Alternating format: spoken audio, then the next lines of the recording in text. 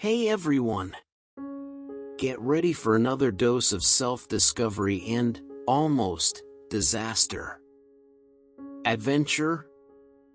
Call it what you want. I, for one, prefer to call it the day Ned decided it was a good idea to leave the house. So, get comfortable in your armchairs, grab a snack, and do whatever you need to prepare yourselves for the tragedy that's about to unfold, because the grumpy nerd, the most reluctant adventurer you'll ever meet, is back. You know that moment when you realize you should have learned to say no? Not to other people, of course. Saying no to others is easy, it's practically a hobby. The hard part is saying no to yourself. To that stupid little voice in your head that whispers, "It'll be fine." Spoiler alert, it's never fine. There I was, once again, descending the stairs of my grandma's basement, the same space with the pleasant temperature of a steam sauna, a captivating scent of mold with notes of despair, and lighting that would make a cave look like the Palace of Versailles. My grandpa's flashlight, which I suspect was used to send smoke signals in the Paleolithic era, was flickering like it was having an epileptic seizure. The goal? To find a toolbox that, let's be honest, no one had seen since Halley's Comet last swung by. And in the middle of that collection of useless relics and spiders that probably pay rent, there it was. The book. Waiting for me. With the same innocent face as always. Tempus Deviationum.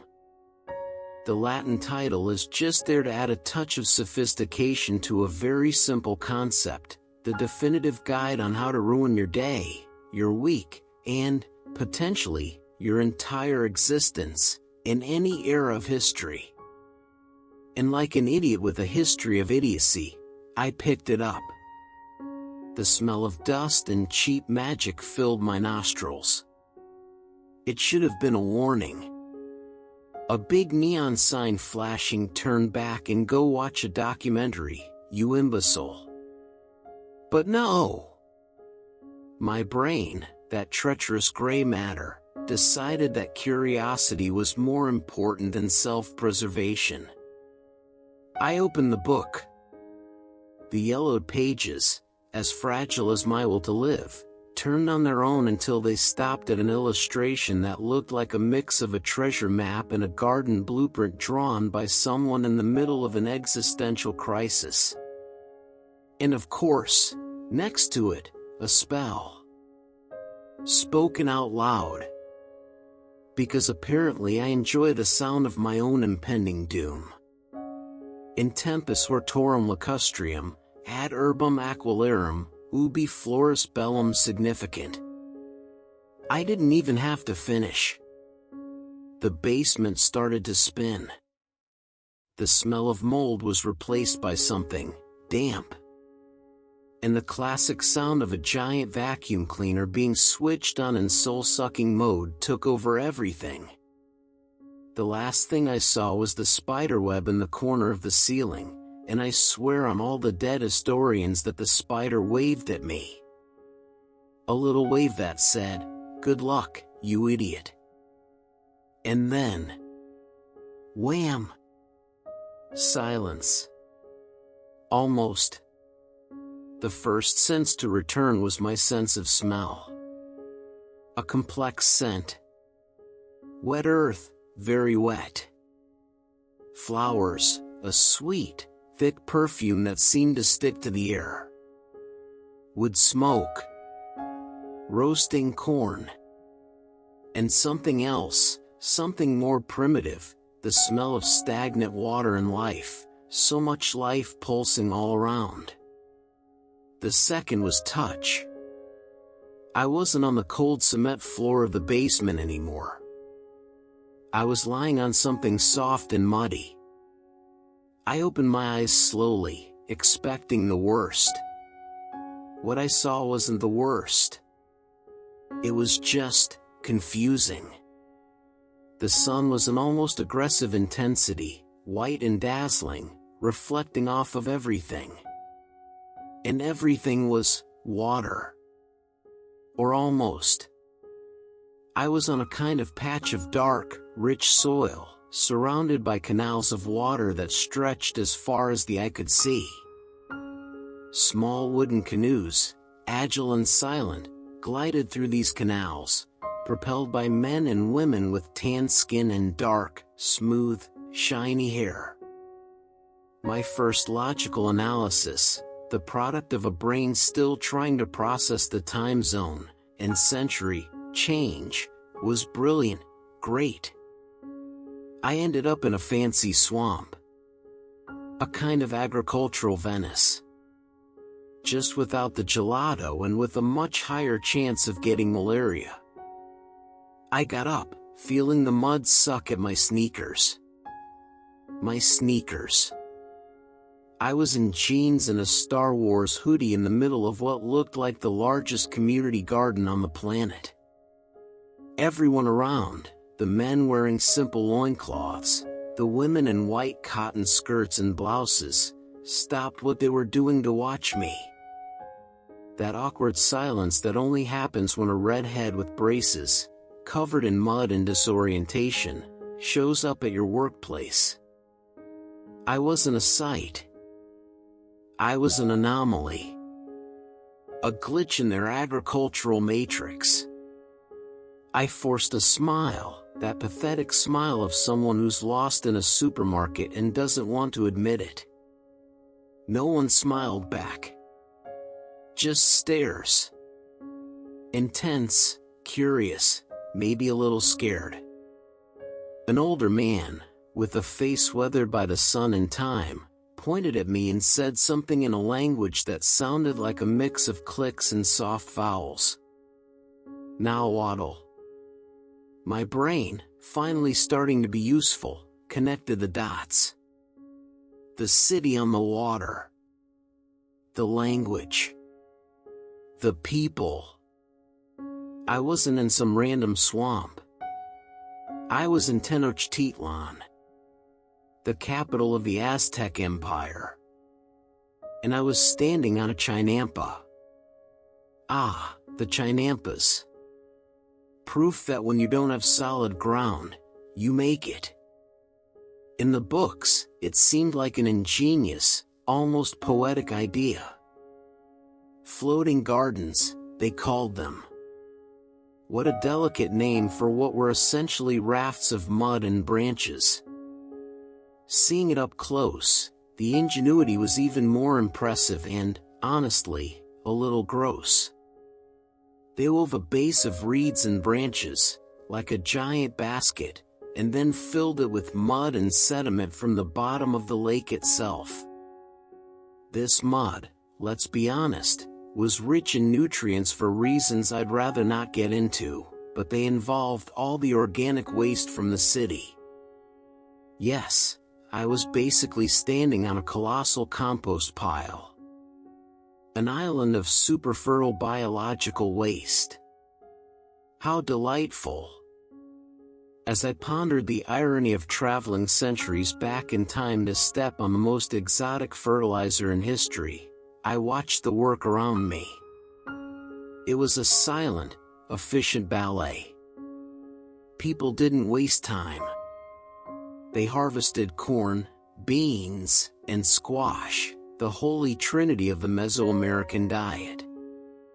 I saw tomatoes, bell peppers of all colors, and, to my surprise, a ridiculous amount of flowers. Beds and beds of marigolds, dahlias, and other vibrantly colored flowers, cultivated with the same care as the food.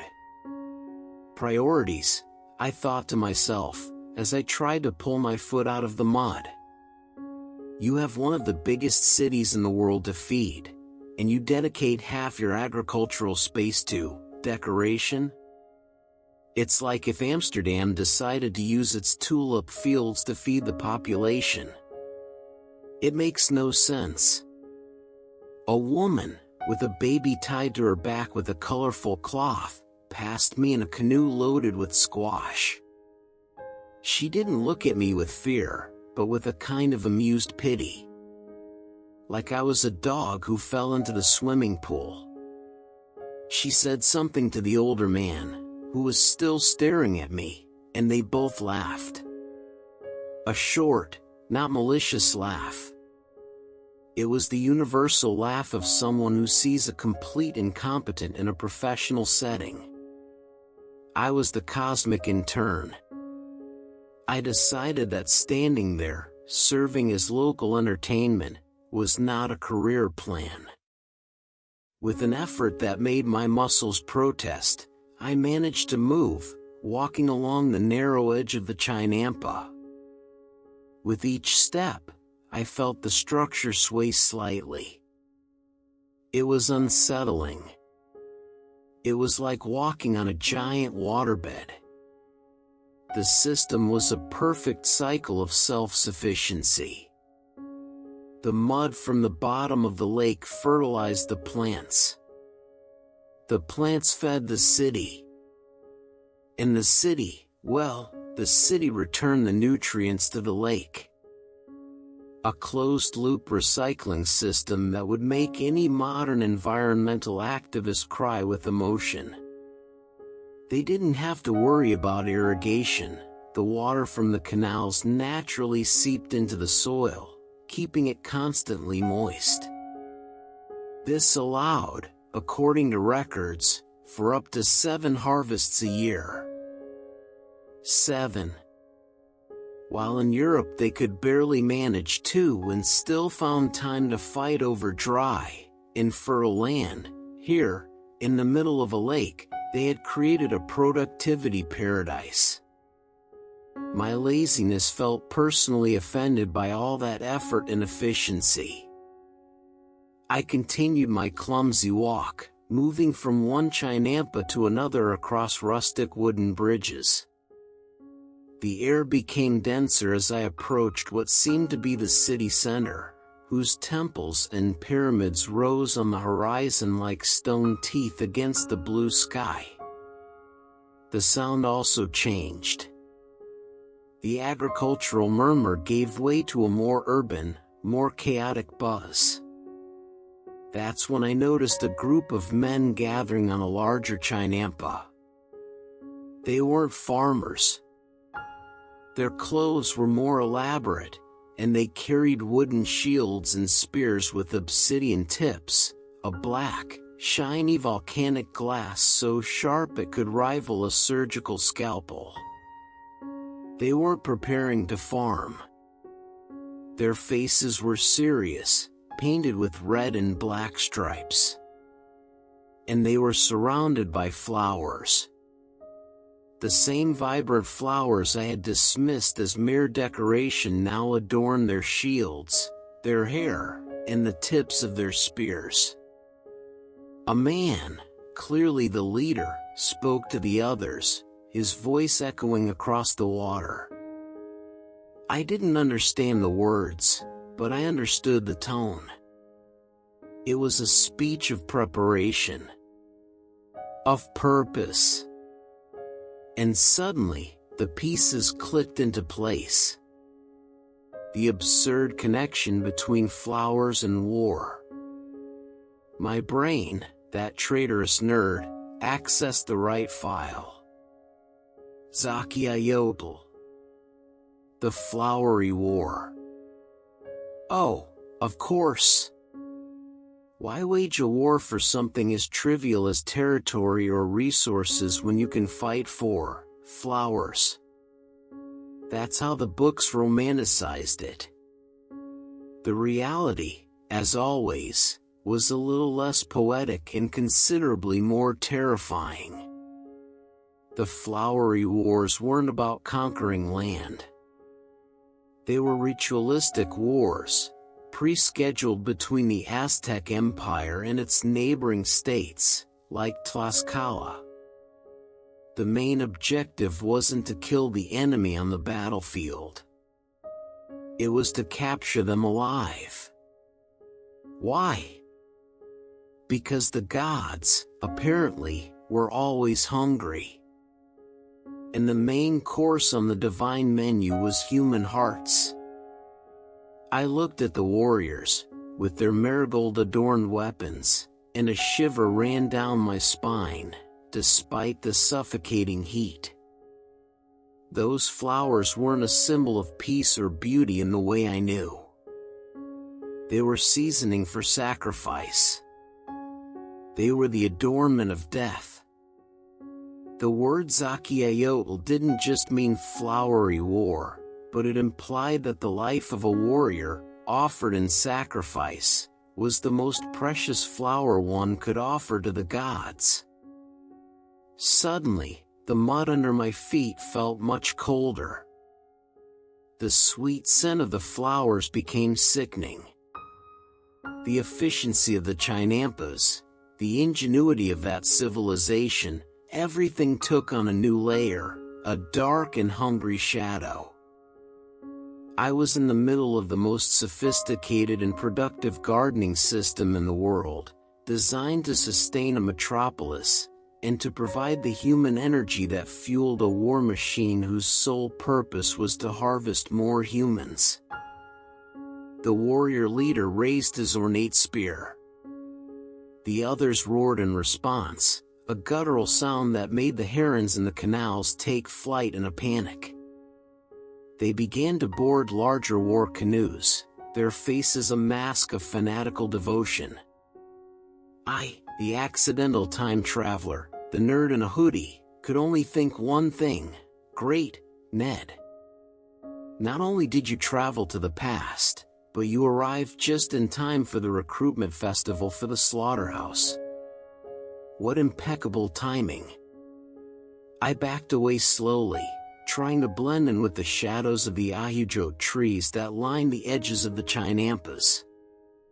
My presence had already been forgotten.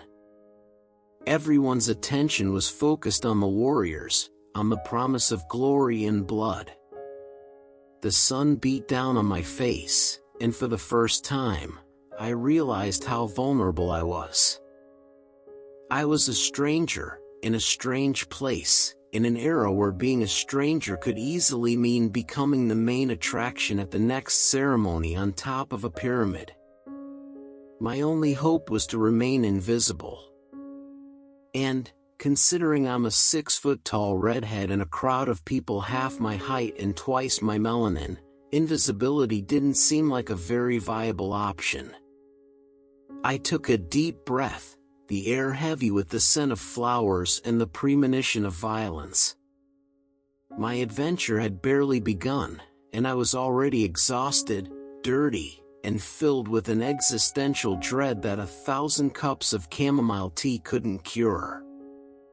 What else did this place, at once so brilliant and so dark, have in store for me? I didn't know if I wanted to find out. But, as always, the choice wasn't mine. The book brought me here. And the book, in its infinite and sadistic wisdom, would decide when and how I would leave. If I left. Invisibility. What a joke. I was a beacon of strangeness in a sea of Aztec normalcy. A flamingo in a nest of crows. My only defense was the fact that everyone was far more interested in the flowery super soldiers heading out on their human capturing excursion than in the pale weirdo trying to merge with a bush. I used that momentary distraction to my advantage. I retreated, step by step, with the grace of a robot learning to walk, moving away from the edge of that canal and diving deeper into the labyrinth of floating gardens. My plan, if you can even call it that, was simple: walk in a straight line in the opposite direction from the warriors. A strategic genius, I know. The problem is that there's no straight line in Tenochtitlán. The city is a spiderweb of canals and earthen islets. Every step was a decision. Turn left and run into a lady pulling weeds with a judgmental look? Or turn right and almost fall into a canal after being surprised by a canoe full of domesticated ducks? Life is full of difficult choices. Eventually, the more rustic chinampas gave way to more solid structures. The dirt paths became polished stucco sidewalks, and the canals, once used for agriculture, were now aquatic expressways. Canoes of all sizes and shapes glided with enviable efficiency. There were the canoe buses, larger and slower, filled with people and goods, and the sport canoes, small and agile, maneuvered by a single paddler who seemed to have been born with an oar in their hand. I, on the other hand, was in the Aztec equivalent of a pedestrian traffic jam, trying not to get pushed into the water. That's when I reached one of the great causeways, the arteries that connected the island city to the mainland. They were impressive. Engineering feats that made Roman roads look like science fair projects. Wide, straight, and raised above the lake, built with a solidity that defied logic. Looking out at the vastness of Lake Texcoco, with the volcanic mountains in the background, I had a rare moment of genuine, sarcasm-free admiration. For about 5 seconds. Then reality set in. The causeway was packed. An endless procession of people coming and going. Merchants carrying heavy bundles on their backs, supported by a forehead strap, a sight that made my own spine ache in solidarity. Entire families walking, children running, nobles being carried on ornate litters by servants who were sweating profusely. It was a microcosm of Aztec society in motion, and I was the only one there who looked like a tourist who took the wrong bus and ended up in a very, very realistic historical reenactment. My rumbling stomach reminded me that my last snack had been dust from my grandma's basement, centuries in the future. The smell of food in the air became unbearable. I followed the flow of people, a decision that proved correct, as it led me directly to the pulsating heart of the local economy, the great market of Tlatelolco. If Tenochtitlán was the administrative and religious center, Tlatelolco, its sister city, was the commercial hub. And great doesn't do justice to what I saw. It was a gigantic plaza, so vast it looked like a football field for giants, crowded with tens of thousands of people. The sound was a deafening cacophony of haggling, hawkers announcing their wares, the crying of children, and the gobbling of turkeys. It was the original Black Friday, just more organized and with fewer elbows. The market was divided into sections with impeccable logic. There was the street for pottery vendors, with pots and plates of all shapes and sizes. The textile section, with blankets of immaculate white cotton and others dyed with vibrant colors, extracted from insects and minerals. There was the food area, a sensory paradise. Mountains of corn, beans, chia seeds, and amaranth. Piles of avocados, tomatoes, guavas, and fruits I had never seen in my life. There were vendors of turkey meat, venison, rabbit, and even local delicacies like larvae and ants, which I politely decided to ignore to not upset my already shaken digestive system. I noticed a specific area where they sold something I knew well, cacao. But here, the cacao beans weren't for making chocolate. They were currency. I saw a man trade a rabbit for a handful of cacao beans. My nerdy mind immediately started calculating the exchange rate. A live rabbit is worth, say, 20 cacao beans. How many beans to buy a cotton blanket? What about a canoe? I was in the middle of the most complex economic system in the Americas, and my only capital was a dirty hoodie and a set of braces that were probably worth more than all the gold in the city. As I wandered, fascinated and hungry, my attention was drawn to the precious metals section. Gold and silver weren't used as currency, but as adornment. They were the material of divinity. I saw jewelry of stunning complexity, lip plugs, earrings, necklaces, all worked with a skill that the best jewelers of my time would have a hard time replicating.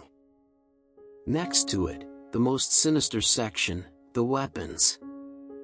Spears, bows and arrows, and the fearsome macuahuitl, a kind of wooden sword with obsidian blades embedded on the sides. A weapon designed not to kill with a clean blow, but to tear and mutilate. A perfect weapon for incapacitating an enemy and taking him home as a prize. The image of the flowery warriors came back to my mind. The market, with all its life and exuberance, was supported by the same ideology. The prosperity, the order, the very existence of that city-state depended on the premise that the universe was a fragile and eternally thirsty entity. The Aztecs lived under the tyranny of the fifth sun. Their cosmology was frighteningly specific. The world had already been created and destroyed 4 times, each era ending in a cataclysm, a rain of fire, winds that swept everything away, floods, or a devouring darkness. They believed they were living in the 5th and final chance, the era of the sun of movement. And this sun, the god Huitzilopochtli, waged a daily battle against the darkness. At sunrise, he fought against his sister, the moon, and his brothers, the stars. To have the strength for this daily cosmic battle, he needed nourishment. And the only worthy nourishment, the only substance with enough energy to keep the universe running, was calcium, the precious water. Human blood. Each sacrifice wasn't, in their minds, an act of cruelty. It was an act of cosmic responsibility. Without the blood of captives, the sun wouldn't rise. The harvests would fail. The world would plunge into eternal darkness. It was a burden, not a pleasure. A terrible burden that fell upon them as the people chosen by the sun. What a great excuse, I murmured to myself, dodging a vendor selling jaguar skins. Keeping the universe running. In my time, we just complain about gas prices and expect the government to fix it. They take the concept of public service to a whole different level. My philosophical reverie was interrupted by a sight that chilled my blood more than any story of cosmology. In the furthest corner of the market, there was a section that didn't sell products, but people. They were the Tlacotin, the slaves. But it wasn't like the slavery I knew from history books. Here, slavery wasn't an inherited condition or based on race. A person could sell themselves into slavery to pay off a debt. Criminals could be sentenced to slavery. And, surprisingly, a slave could own property, get married, and even buy their own freedom. I saw men and women with wooden collars, the mark of their status, being inspected by potential buyers. It was a commercial transaction, calm and methodical, and that normalcy was what made it so disturbing. I decided I had had enough emotions for one day. I needed to get out of there. The market, once fascinating, now felt oppressive. Every smiling face, every negotiation, every vibrant product seemed to be stained by the shadow of the pyramid I saw in the distance. The Templo Mayor. the epicenter of that bloody faith. I started walking in that direction, not by choice, but because all the great avenues seemed to lead there. It was the geographical and spiritual center of their universe. The sacred precinct was surrounded by a wall called the Cotapantli, the serpent wall, decorated with stone serpent heads. It was a clear warning: you are entering divine territory. Don't step on the grass. Or rather, don't upset the gods, or your head might end up decorating a different wall. And that's when I saw it. At first, I didn't understand what it was. It looked like a wooden structure, a tall, long palisade. Scaffolding, maybe? A bizarre construction, unlike anything I had ever seen. It was rectangular, with thick vertical posts, interconnected by dozens of horizontal rods. And on those rods, there was something. Small, pale globes, lined up with mathematical precision. I approached, my heart pounding against my ribs with a dull, heavy beat. A soft wind blew, and a dry, rattling sound of bones hitting each other reached my ears. The smell also changed. The vibrant aroma of the market gave way to a sweet, rancid odor of ancient decomposition. That's when my brain finally processed the image. The pale globes had empty eye sockets and toothless grins. They were skulls.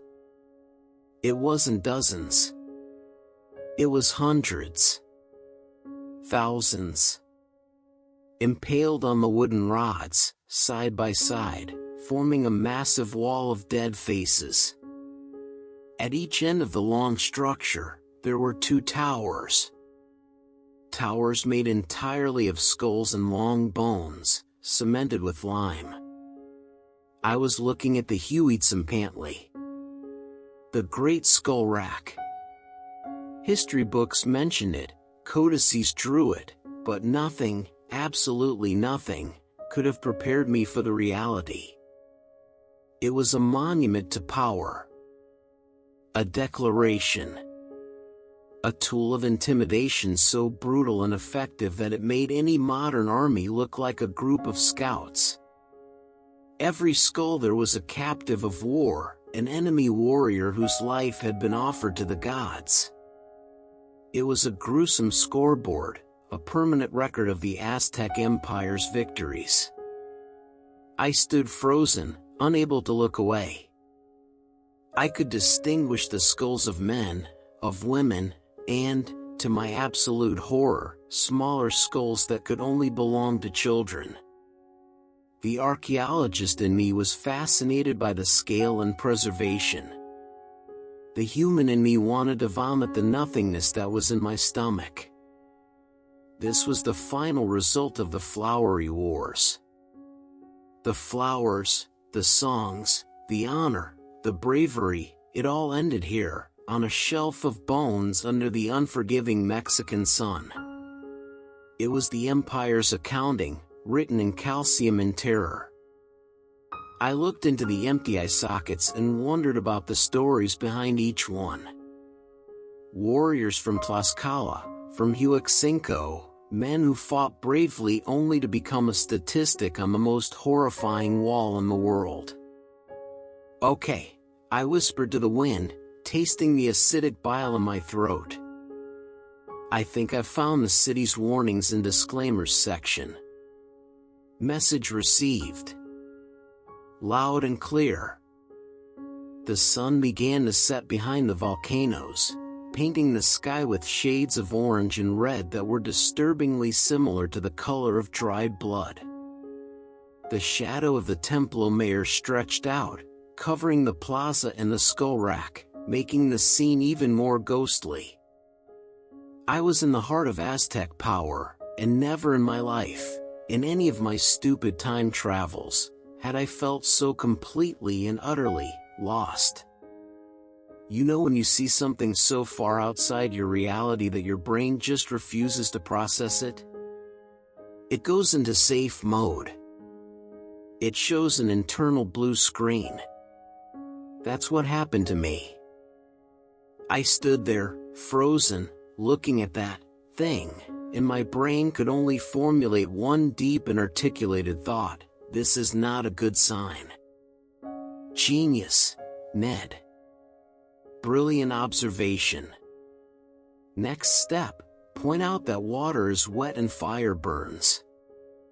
Slowly, like an old computer restarting, the files began to load. The facts I had read in comfortable books, in air-conditioned libraries, thousands of miles and 500 years away, began to superimpose themselves on the macabre reality in front of me. The Huitzilopochtli. The Spanish chroniclers, like Andrés de Tapia, described it. They counted the skulls. They spoke of a structure with over 130,000 of them. For centuries, historians thought it was an exaggeration. Propaganda to justify the conquest. No one would be that industrially gruesome, they must have thought. And there I was, looking at the proof that, yes, they were. They were efficient. They were organized. And they had a dedication to their hobby of collecting heads that would make any stamp collector look like an amateur. I started walking along the base of the structure, a walk that no one in their right mind would take. It was like strolling through death row to appreciate the decor. Each skull was a life, a story. And the mind of my inner nerd, like a morbid defense mechanism, began to categorize. Trauma marks on the bones. Differences in skull structure that suggested distinct geographical origins. It was the most terrifying census of Mesoamerica. In the process, it wasn't just stacking. There was a method to the madness. The victims' heads were prepared with an almost surgical care. The skin and muscles were removed. And then, with a bone or stone drill, they made precise holes on both sides of the skull, in the temporal bone. Large enough to pass a wooden beam through. It was the work of a craftsman. A craftsman of terror. I remembered reading that, centuries later, archaeologists would find the base of these skull towers in the heart of Mexico City. They would be shocked by the discovery. Shocked by the confirmation that the accounts weren't just horror stories. I was there, seeing the monument at its peak, in its putrid glory, and all I could think was, I hope they find mine if things go wrong. At least I'll be an interesting footnote in an academic article, anomalous skull with traces of 21st century orthodontic metal alloys. This place wasn't just a war memorial. It was a psychological weapon. It was the centerpiece of imperial propaganda. Imagine being an ambassador from a neighboring tribe, coming to Tenochtitlán to negotiate. You enter the city, amazed by the chinampas, impressed by the causeways, dazzled by the market. And then, as you approach the sacred precinct, they take you on a casual stroll in front of a wall of 10,000 empty smiles of your countrymen. Whatever your position in the negotiation, it would probably change. It was a brutally effective way of saying, we are the power sanctioned by the gods. We are order. Join us or join your head to our collection. Simple. Direct. No need for PowerPoints. I moved away from the Tzompantli, feeling the empty eyes of thousands of sockets on my back. My attention, or what was left of it, turned to the structure that the skull rack served, the Templo Mayor. It was an artificial mountain. A pyramid of steep steps that seemed to want to pierce the sky. But it wasn't one pyramid, it was two. Two staircases, two temples on top, side by side on a single massive base. It was the physical representation of the duality that governed the Aztec universe. The temple on the right, painted in shades of red and white, was dedicated to Huitzilopochtli, the hummingbird god, the god of war, the midday sun, the patron of the city, the god who demanded the constant flow of Calcihuatl. His staircase was the final path for captured warriors. The temple on the left, blue and white, was for Tlaloc, the ancient god of rain and fertility, the giver of life, the one who filled the lakes and made the corn grow on the Chinampas. Life and death, water and blood, creation and destruction, side by side. It was a terrifyingly balanced theology. A divine partnership, I thought, with an acidic humor that was my only solace. Tlaloc provides the harvest, Huitzilopochtli provides the human harvest. One takes care of field irrigation, the other, of altar irrigation. Efficiency at all levels of management. That's when I saw them. The guardians of that place. The priests. They weren't like the nobles in white blankets or the warriors in colorful feathers. They were different. Tall, thin figures, dressed in black robes. Their bodies, where the skin was visible, were painted with sooty black. But it was their hair that was most striking. It was long, very long, matted and stiff, stuck together with the dried blood of past sacrifices. They never cut it. It was a sign of their devotion. The smell that emanated from them was a sickening mixture of the copal incense burning in the braziers and the metallic, sweet odor of old blood. They moved with a silent purpose, tending to the sacred fires, sweeping the courtyards. They were the bureaucrats of the cosmos. The technicians responsible for maintaining the universal machine. Looking at them, with their fanatical eyes and terrifying appearance, I could only think that they looked like members of a black metal band who took their performance way too seriously. Way too seriously. One of them passed close to me, and our eyes met for a moment. There was no curiosity in his gaze. No fear. Just a cold emptiness, the indifference of someone who deals with life and death as if dealing with numbers on a spreadsheet. I looked away immediately, my heart pounding in my throat. I was an error in their system. An anomaly. And they were responsible for purging errors. It was at that moment, standing between the skull accounting of the Tzompantli and the processing plant of the Templo Mayor, that everything clicked into place. The puzzle pieces I had been putting together since I stepped on that fertile mud came together in a single, terrifying image. The Chinampas, with their verdant ingenuity, were the foundation of everything. They produced the physical food, the abundance that allowed this city to prosper, for the armies to be strong, for the artisans to create, and for the priests to philosophize. They were the engine of material life. The flowery wars were the acquisition mechanism. The way to obtain the most valuable raw material in the universe, vital human energy.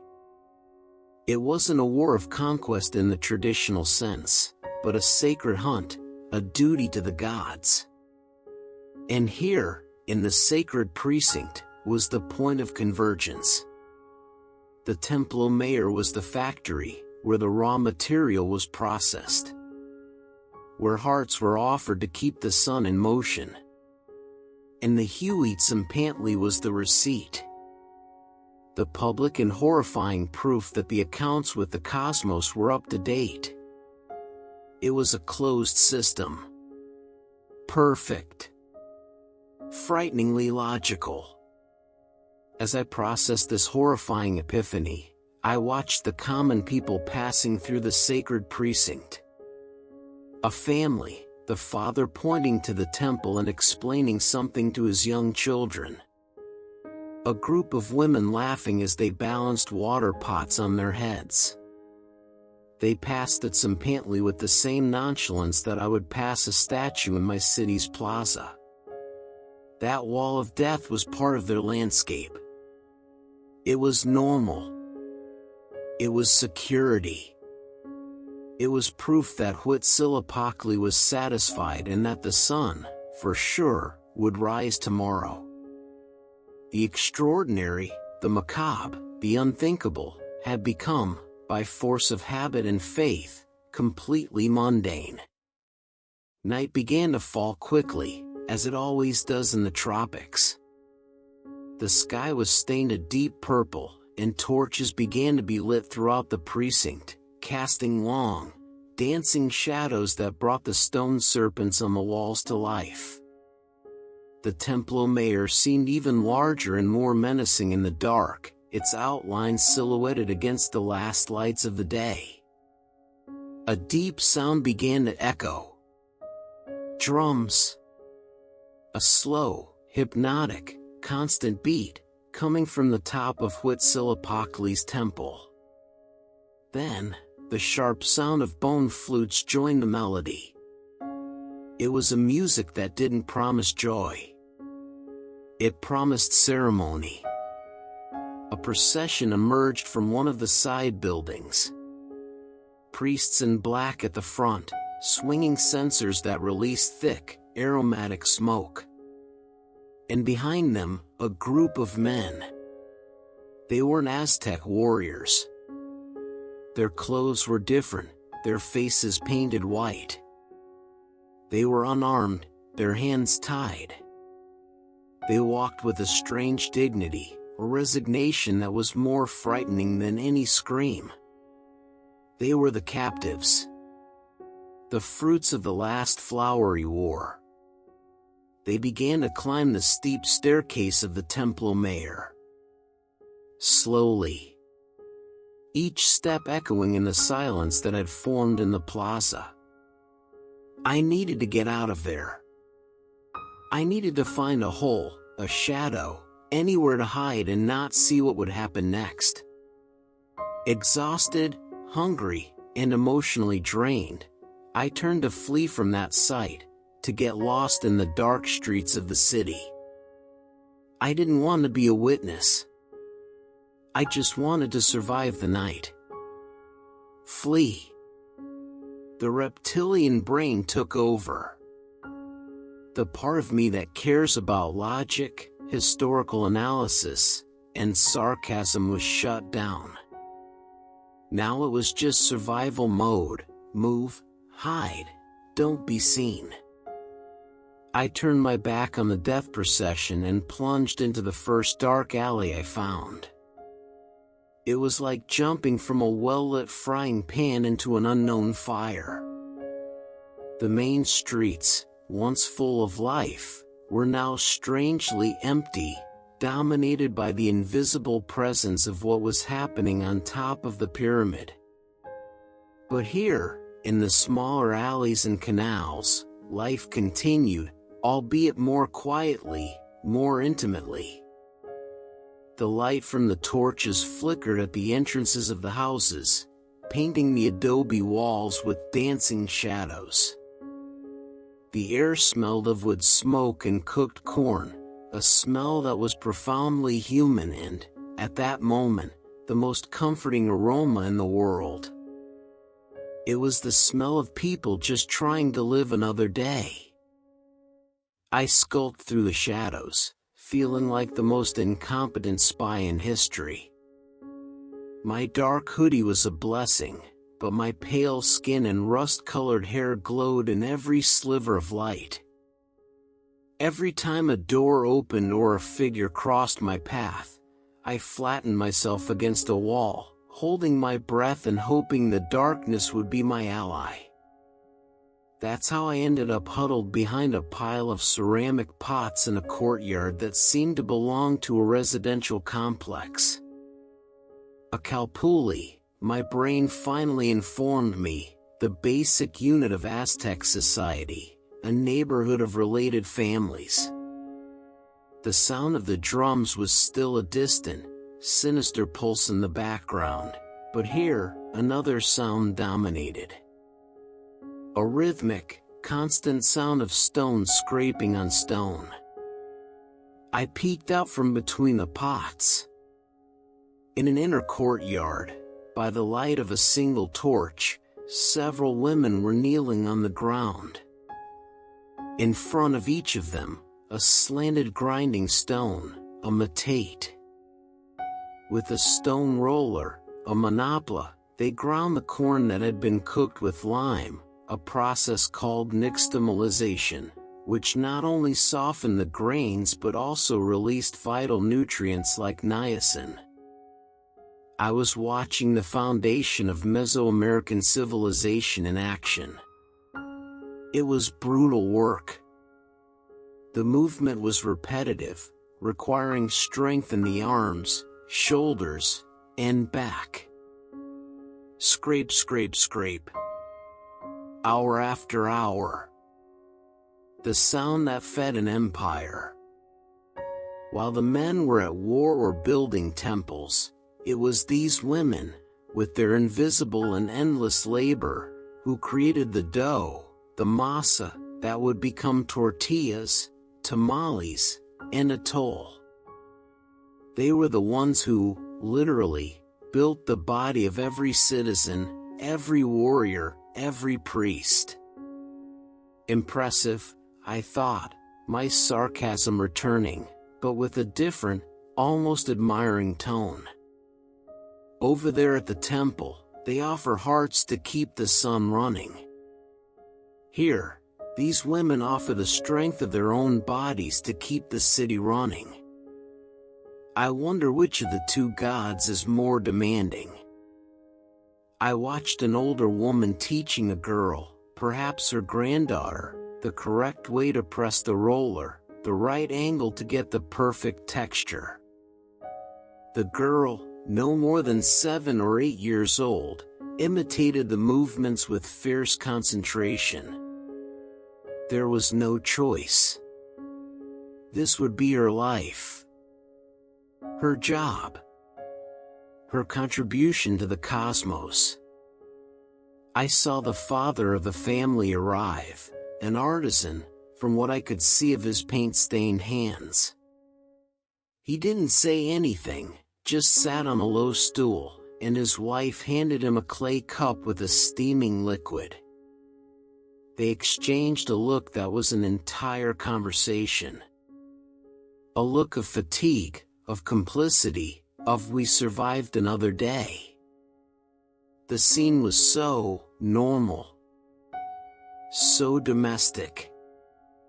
It was a violent contrast to the ritualistic madness happening less than a mile away. Over there, at the Templo Mayor, death was a grand performance, a public spectacle. Here, life was a silent routine, a series of arduous, repetitive tasks. And, suddenly, I realized that the true power of the empire wasn't just at the tip of the obsidian spears or in the fear inspired by the Tzompantli. It was in the constant, rhythmic sound of the metates. My hiding place, however, wasn't perfect. The little girl, the apprentice corn grinder, turned her head, and her dark, curious eyes landed directly on mine. Panic rose in my throat. A scream. That's all it would take. One scream and my historical tour would end in a very unpleasant, and probably sacrificial, way. I froze, waiting for the alarm. But she didn't scream. She just stared at me, her head tilted. I was, without a doubt, the strangest thing she had ever seen. A pale ghost with wire in his teeth, hiding behind her grandmother's pottery. She looked at me for a long moment, then turned to her grandmother, who was focused on her work. The girl hesitated, looked at me again, and then, simply, went back to grinding her corn. Scrape, scrape, scrape. She didn't say a word. She saw me, and decided I was none of her business. Or maybe, in a city full of strange gods and omens, a weird spirit in your backyard wasn't the most unlikely thing in the world. Whatever the reason, she gave me a gift, silence. And in that moment, I felt a wave of gratitude so intense it almost made me cry.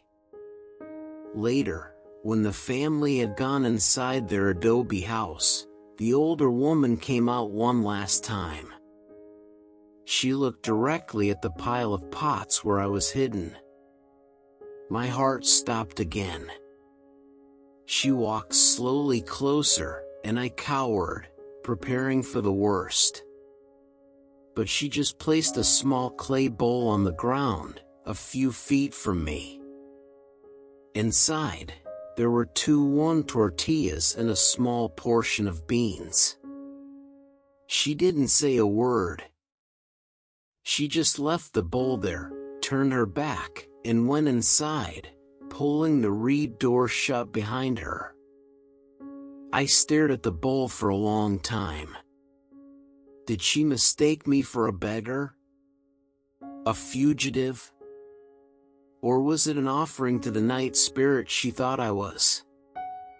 It didn't matter. It was an act of kindness.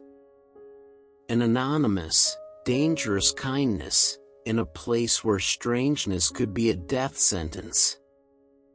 It was a contradiction that my overly cynical brain struggled to process. These people, who accepted a skull rack and the sacrifice of their neighbors as normal, were capable of the simplest and most profound humanity. The night dragged on. The drums finally fell silent. The only sound was the croaking of frogs in the canals and the buzzing of insects. The cold of the Mexican plateau night began to seep into my hoodie. Hungry, exhausted, and emotionally drained, I crawled to the bowl. I ate the most delicious tortillas and beans of my life. It was the taste of survival. As I ate, hidden in the shadows of an impossible civilization, I reflected on my own. We pride ourselves on not having sacrificial pyramids. But are we any less brutal? We just outsource our cruelty. Our wars are fought remotely, with drones, with victims we call collateral damage. Arts on pantless or corporate profit spreadsheets, built on lives exploited in factories on the other side of the world. Our sacrifices are to the God of infinite growth, and we offer him the air we breathe, the water we drink, and the future of our own children. At least they, the Aztecs, were honest. They looked their gods and their victims in the eye. They believed, with every fiber of their being, that their brutality was what kept the world turning. Us? We just change the channel and pretend we didn't see a thing. A shiver ran down my body, and it wasn't just because of the cold. It was the discomfort of the truth. Finally, the first rays of sun touched the peak of the Aztec volcano, the sleeping woman. The gray light of dawn began to spread across the city. The sound of the metates started again, the heart of the city beating once more. I had survived the night. The sun had, in fact, risen. Maybe the priests had done their job. Or maybe the universe didn't need that much maintenance after all. But my immediate survival raised a much bigger question. What now? I couldn't stay hidden behind pots forever. I needed a way out. I needed the book. But how, in this labyrinthine city of a million souls, would I find an old leather volume that brought me here? The task seemed impossible.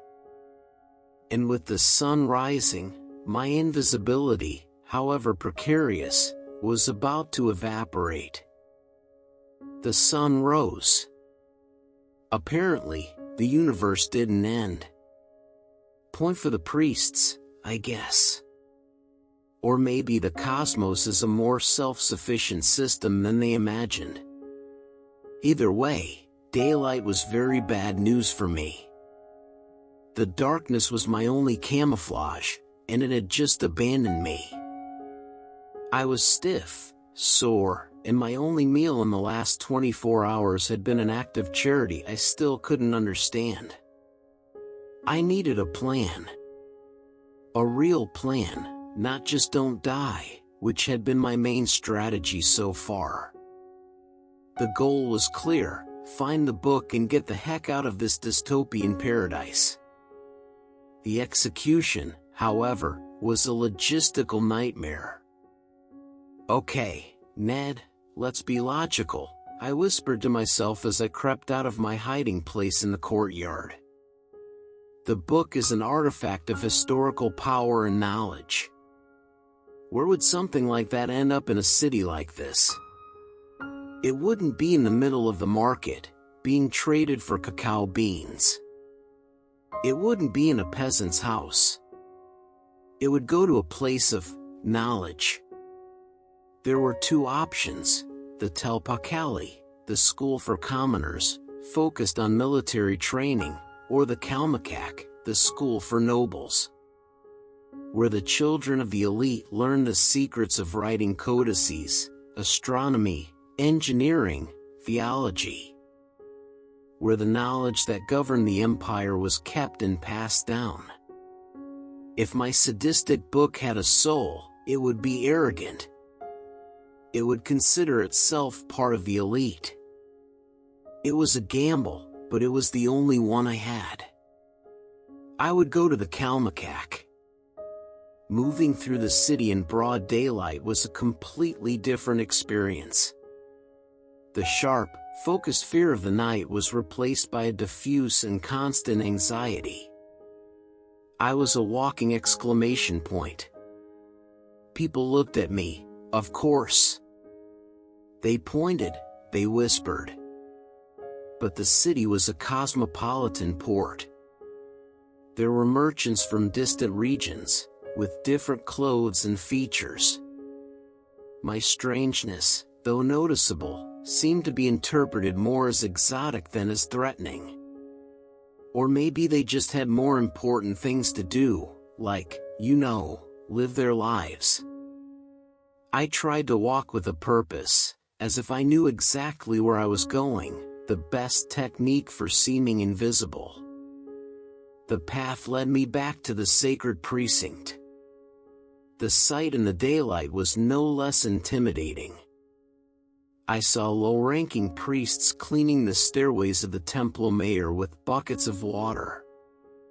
The liquid that ran down the steps was pinkish. I decided not to think about it too much. The Kalmakak area was adjacent to the temple, but more serene. The buildings were long and low, single-story, with well-kept inner courtyards. The air of discipline and learning was palpable.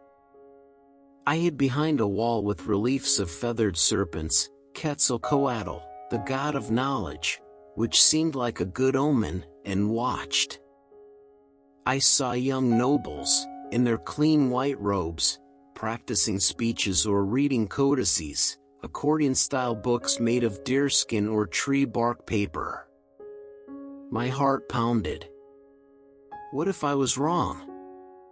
What if the book was at the bottom of the lake, or had already been burned as a malicious artifact? I would have to live the rest of my life here, trying to explain what sarcasm is and why I have wire in my teeth. The thought was more terrifying than any skull rack. I moved from courtyard to courtyard, peeking through doorways. I saw classrooms, dormitories, a botanical garden with medicinal plants.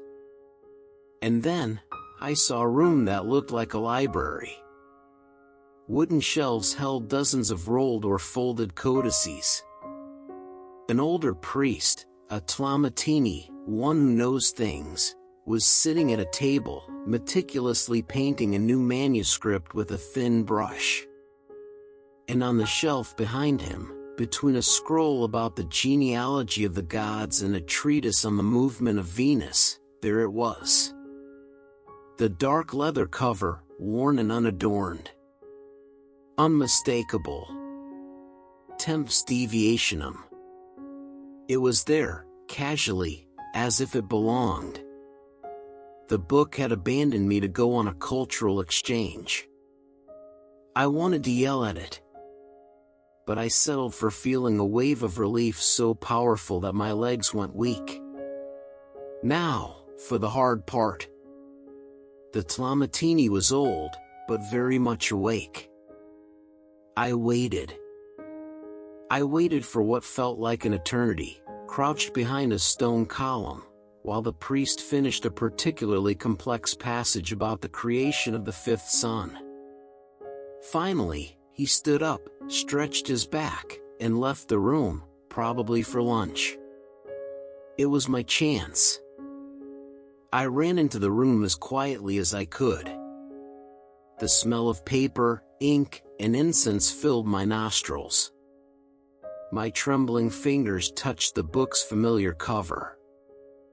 It was him. It was real. The moment I held it, a feeling of power and familiarity ran through my arm. Great, got it, I thought. Now for the discreet exit. Of course, it wouldn't be that simple. As I turned, my elbow bumped into a pile of codices, which fell to the floor with a dull thud that, in the silence of the Kalmakak, sounded like an avalanche.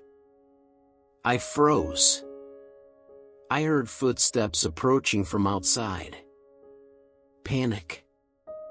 I clutched the book tightly and threw myself into a dark alcove behind the shelf. The footsteps entered the room. It was the old priest. He muttered something in Nahuatl, probably a complaint about careless youths. I could see him through a crack, tidying up the codices I had knocked over. Every second was torture. With the book in hand, I knew what to look for. I flipped through the pages desperately, the macabre illustrations a blur. I found it. The return page. The spell was short, thanks to whatever lazy deity wrote it. The priest's footsteps were moving away.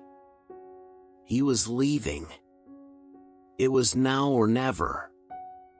In a hoarse, hurried whisper, I began to read, Ex umbra mortis, ex luce siva, ad cubiculum meum, ad silentium, nunc. The edges of my vision began to dissolve. The light of the Aztec library room began to mix with the moldy darkness of my world. I had one last vision of Tenochtitlán. Not of the terror, not of the blood. I saw the sunlight hitting the white stucco of the temples. I saw the blue vastness of the lake and the green mountains around it. I heard the distant sound of life, of the market, of the canals. The smell of wet earth and copal smoke. It was a place of nightmares, yes. But it was also a place of impossible beauty, of a complex order, of an unwavering faith. A place of people who fought, worked, loved, and died under the weight of a universe that demanded their blood. And who, despite everything, offered me a plate of food when I needed it most. My final verdict, I thought, as the world fell apart, Tenochtitlán, engineering and agriculture, A+. Human rights and workplace safety, A. We need to talk. A unique experience. And then, bam! The smell. Mold. Dust. Old wood. I was lying on the cold cement floor of my grandma's basement. The only light came from the bare bulb on the ceiling, which was still flickering intermittently. The book was heavy in my hands. I was home.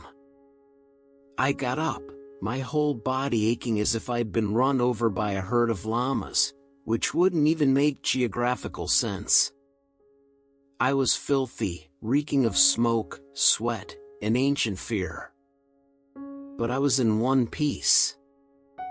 I climbed the stairs, each step a groan of relief. I opened the door in the normal light of my house, the muffled sound of the TV in the living room, the smell of the disinfectant my grandma uses. They had never seemed so heavenly. I placed the temps deviationum on the coffee table. I looked at it, so innocent there. I promised myself, as I always do, that I would never touch it again.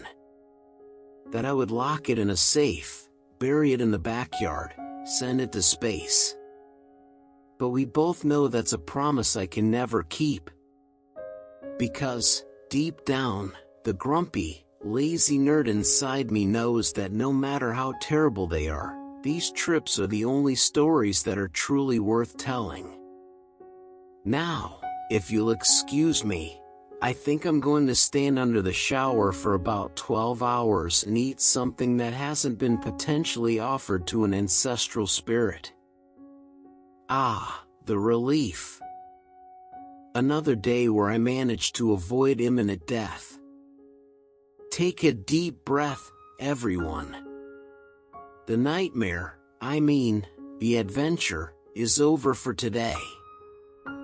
I, the most unlikely hero you'll ever meet, am safe and, almost, unharmed. Now, you can relax and let my lamentations dissolve into the night. Let peace, calm, and silence fill the void I left in your lives. Have sweet dreams, and please, don't forget to subscribe to the channel.